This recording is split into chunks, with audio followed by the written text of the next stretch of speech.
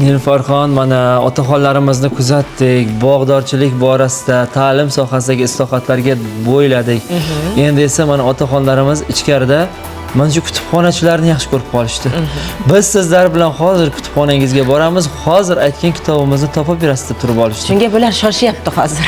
Shunga bular ham shoshib qolishdi. Bular 80 yoshda kitob o'qiyman deb tursa, biz yoshlarni kitobxonlikka chorlamasak qanaqa bo'ladi deb yanada targ'ibot dasturlarida faol bo'lishimiz kerak deb xulosa olishdi-da. Keling biz mutaxassislarimizni tanishtirib o'tsak, yurtimizda hozir Dolzarb 90 kunlik doirasida o'quvchi yoshlarimizni yanada kitobxonlik madaniyatiga jalb qilish, ular o'rtasida turli xil ko'rik-tanlov, festivallar o'tkazish uchun turli xil targ'ibot dasturlari ishlab chiqilgan. Bunda albatta Saida Nasafiy nomidagi viloyat axborot kutubxona markazining mutaxassislari ham ishtirok etishyapti. Bugun O'g'loy Otamurodova hamda Go'zal Haydarovalarni shu xususdagi suhbatlarni olish uchun studiyamizga chaqirganmiz. Assalomu alaykum. Xush ko'rdik. Kayfiyatingiz menga yoqyapti. Yuqori energiya berib turibdilar. Yuzdagi tabassum bari yuqumli deyshadi-yu. Xo'sh, yoshlarni endi kitob o'qishga bo'lgan munosabat haqida gaplashsak, qanchalik qiziqyapti ular? Kutubxonalar to'lami kitobxonlar bilan? Assalomu alaykum, hurmatli tomoshabinlar, ijodkorlar. Mana bugungi erta tongdan fayzli kun dasturiga taklif qilganlaringizdan juda ham xursandman. Hozirgi kunda zamonaviy kutubxonalarda hamma shart-sharoitlar yaratilgan. Shu bilan birga yoshlarimiz juda ham bilimga chanqoq. Yoshlarimiz bilan to'la kutubxonalar.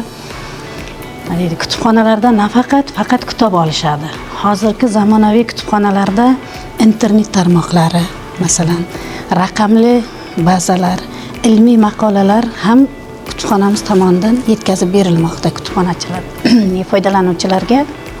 Shu jumladan biz yoshlarni, aholini ko'proq kitob o'qishga, yanada bundanda ko'proq kitob o'qishga qiziqtirishimiz uchun juda ko'p loyihalar doirasida har xil davra suhbatlari, ma'naviy ma'rifiy kechalar o'tkazib kelyapmiz. Mana joylarda bilim olish makon tanlamas degan loyiha doirasida jazoni ijro etish koloniyalarida ham mahkumlar o'rtasida zakovat, intellektual o'yinlar o'tkazib kelyapmiz.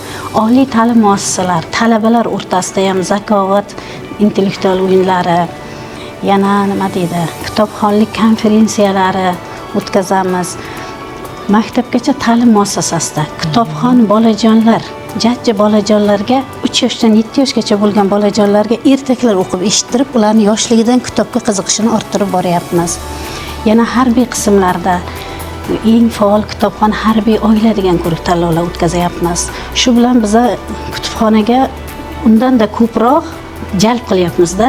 Mahallalarda mana kuni kecha o'zi mahallalardagi eng faol kitobxon uy bekasi degan ko'rik-tanlov o'tkazdik. Ko'rik-tanlov o'tkazdik. Bundan nima maqsad? Maqsad mana shu uy bekalari uyda o'tirtirib qo'liga kitob olib kitob o'qiganda o'sha tarbiyalanuvchi farzandlari ham yoshligidan kitobga shakllanib boradi, kitobga qiziqib boradi. Yana nima deydi, hamma mana kuni kecha Dolzarb 90 kun loyihasi doirasida maktablarda, keyin oromgohlarda 7 yoshdan 14 yoshgacha bo'lgan o'quvchilar o'rtasida eng faol kitobxon o'quvchi degan ko'rik-tanlovlar o'tkazib kelyapmiz. Yana juda ham yaxshi. Demak, hammasida 7 yoshdan 70 yoshgacha qamrov bor. Shunday. Bizning davrimizda ham biz ham endi o'sha yosh pokoleniya, yosh deydi-ku, o'sha paytdagi hozirgi holatimizga qaraganda, bilasizmi, yoshligimni eslaganimda bu davrdagidek kitobxonlik rivojlanmagan edi. O'sha telefon deydi-ku, imkoniyat. Hozir yoshlarimizni ko'pchiligi telefondan elektron kitoblar o'qishga ham odatlanishgan. Haqiqatan ham yoshlarimiz mana kutubxonaga murojaat qilishganida kompyuterdan elektron kitoblar versiyasini topib bering yoki shu xorijiy kitoblarni o'z tilida topib bering bizga yoki qaysidir elektron holatdagi hujjatlashtirishlarga ko'mak bering deganda bu holatda qanaqa bir imkoniyatlar yaratilgan elektron darsliklar.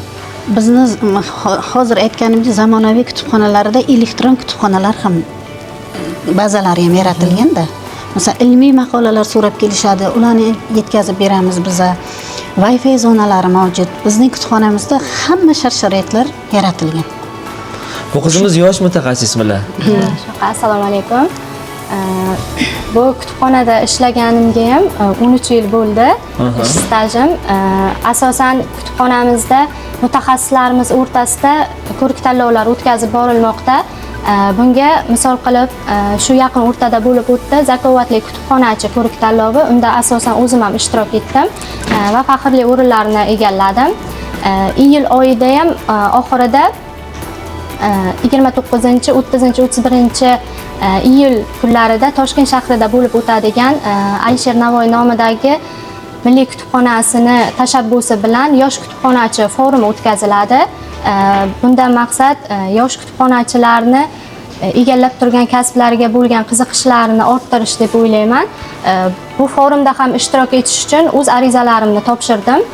O'ylaymanki, yuqori natijalarni egallab kelamiz deb o'ylab Juda ham yaxshi. Endi bitta savolim borda. Kitobxonlikka chorlaysizda yoshlarni mana olganda 7 yoshdan 70 yoshgacha bo'lgan insonlar o'zingizni kitob o'qishga nechog'lik vaqtingiz bor? Kitob o'qiyman degan insonni har doim vaqt topsa bo'ladi. Kitob endi bizning kasbimiz yuzasidan ham joylarga borib kitoblarni o'zimiz birinchi o'rinda kitob targ'ib qilish uchun o'zimiz bilishimiz kerak o'shani. Birinchi o'zingiz ham albatta kitob o'qib turasiz birgalikda. Shu jumladan har oyning payshanba kunida mutaxassislarimizni salohiyatini oshirish uchun ma'naviyat soati tashkil etilgan ilmiy metodika xizmati tomonidan ma'naviyat soati tashkil etilgan har bir mutaxassisimiz o'zbek adabiyotidan, chet el adabiyotlaridan, jahon adabiyotlaridan o'qib mutaxassislar bilan fikr almashishadi o'zaro. Bu ham juda qiziqarli bir jarayon hisoblanadi. Nilfarxon shu o'rinda kutubxonachilarni o'zlarini ham bugun bir sinovdan o'tkazsak. Kitoblarda turishibdi lekin. Kitoblarda yo'q ma'lumotlardan savol tuzganman. Qanday bo'ladi? Kitob o'qiydi bular, shuning uchun kitoblarni yo'q joyidan tayyorlaganman. Yana shuni qilyaptilar hozir. O'g'loy opa bilan hammasi. Demak, Go'zalxon opamizga savollar shunday joyda. Mana bugun kitobxonlikda kim g'olib bo'ladi? Birinchisi sizga. Marhamat, eshiting. Qaysi oyda 28-kun bor? Fevral. Qaysi oyda? Fevralda o'ylab ko'ring. Siz Barcha oyda fevral 28 kun.